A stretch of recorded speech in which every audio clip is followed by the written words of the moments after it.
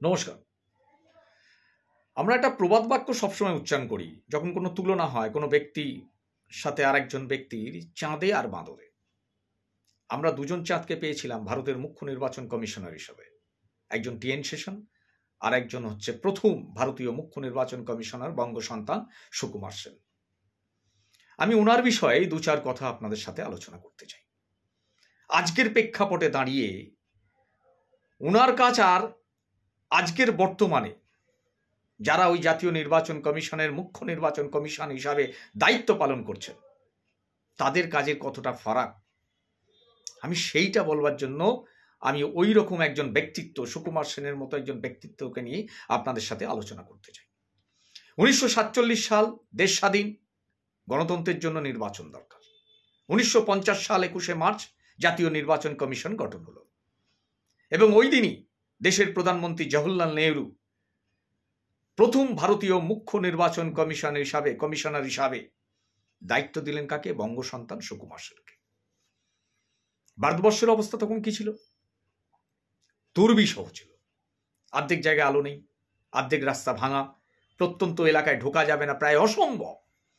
একটা ভারতবর্ষের সিংহভাগ এলাকা টেলিযোগাযোগের বাইরে, এবং তার চেয়েও বড় অসুবিধে ছিল দেশের 17,60,00,000 মানুষের 85% মানুষ ছিল নিরক্ষর, না লিখতে জানতো না পড়তে জানতো।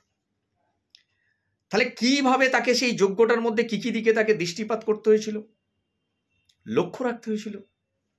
যে লিখতে জানে না পড়তে জানে না সে তো কোনোদিন ভোট দেয়নি, সেই মানুষগুলো কোনোদিন ব্যালট বাক্সও চেনে না, ব্যালট পেপারও চেনে না, কোনো প্রার্থী গিয়ে হাত জোর করে তার কাছে ভোটও চায়নি, কোনো রাজনৈতিক প্রতীক যে আসছে সেই প্রতীক সম্বন্ধে জানে না। তাহলে তাদের শেখাবার জন্য ওই দিকে তাকে দৃষ্টিপাত করতে হয়েছিল, শেখাতে হয়েছিল।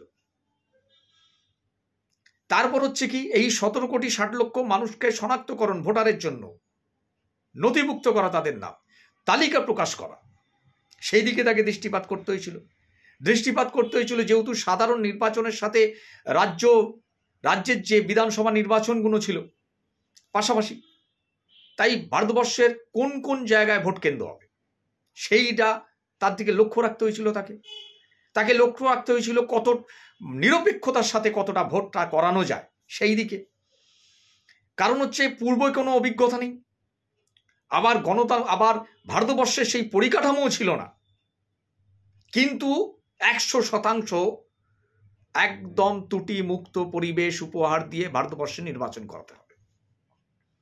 তার চেয়েও বড় শক্ত ছিল, ভোট কেন্দ্র তো হয়ে গেল দেখা, কিন্তু প্রত্যন্ত এলাকা, দুর্গম এলাকা, সেখানে ভোটের সরঞ্জাম পৌঁছবে কি করে? অবশেষে সেই সমস্ত ব্যবস্থা হলো। কিভাবে ভোটটা হলো না, সে যে টিমটা নিয়ে কাজ করছে, ওনার ওই টিমের যে দল, ভোটকর্মীর যে দল, তারা বুথে বুথে গেল, গিয়ে মানুষের থেকে ভোট নিল। এক একটা দল কোথাও 10 দিন, কোথাও 1 মাস থেকে ভোট নিয়েছে।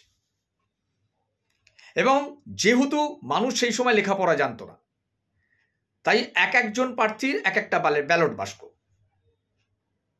প্রতীকী চিহ্নটা আঁকা, এবং সর্বোপরি তাতে একটা নির্দিষ্ট রং করে দেওয়া, কোথাও যেন গোলমাল না হয়ে যায়। এবং সেই করে কিন্তু নির্বাচনটা তিনি করেছিলেন। কোথাও কোনো অসুবিধে হয়নি, অর্থাৎ মানুষের না, অর্থাৎ ভারতবর্ষ একটা নতুন, ওই রকম একটা আনকোরা অবস্থা থেকে ভারতবর্ষকে একটা নতুন জায়গায় নিয়ে এলেন এই বঙ্গ সন্তান সুকুমার সেন। সেই সময় কি কারচুপি হয়েছিল? না, 51-52 সালের নির্বাচনে কারচুপি হয়নি, কিন্তু 57 সালের নির্বাচনে কারচুপি হয়েছিল। তাই 62 সালে কিন্তু হাতে কালি দেওয়া কিন্তু শুরু হয়ে গেল। আচ্ছা, এই যে গোটা পরিবেশটা আনলো, নির্বাচনে প্রস্তুতিটা নিল, কতদিন তিনি টাইম নিয়েছিলেন? 6 মাস। কবে সাধারণ নির্বাচন শুরু হয়েছিল? 25-10-1951, শেষ হয়েছিল কত? 21-2-1952। কতদিন সময় লেগেছিল? 4 মাস। কতগুলো আসনে প্রতিদ্বন্দ্বিতা হয়েছিল? 4,500। লোকসভার কটা আসন ছিল? 489টা। বাদবাকি কারা এই বিরাট বড় কর্মযজ্ঞে ছিল? 56,000 ছিল প্রিসাইডিং অফিসার, সেখানে বুথ ছিল 2,24,000, ভোটকর্মী ছিল 16,500, সেখানে আমাদের যে ব্যালট বাক্স, সেই ব্যালট বাক্সের সংখ্যা ছিল 2 লক্ষ। ভোটে যারা গণনা করবে তাদের সংখ্যা কত ছিল? 2,80,000, এবং পুলিশ ছিল 2,24,000। এই গোটা একটা বিরাট বড় টিম এই কর্মযজ্ঞে থেকে একটা সুস্থ নির্বাচন, প্রথম নির্বাচন ভারতবর্ষের উপহার দিয়েছিল। আর আজকে দাঁড়িয়ে যখন দেখি মুখ্য নির্বাচন কমিশনের তোতা পাখি হয়ে যায়, এক ছালায় ভাত খায়, শাসক দল যেটা বলবে সেটাই চলবে, তখন সত্যি আশ্চর্য লাগে।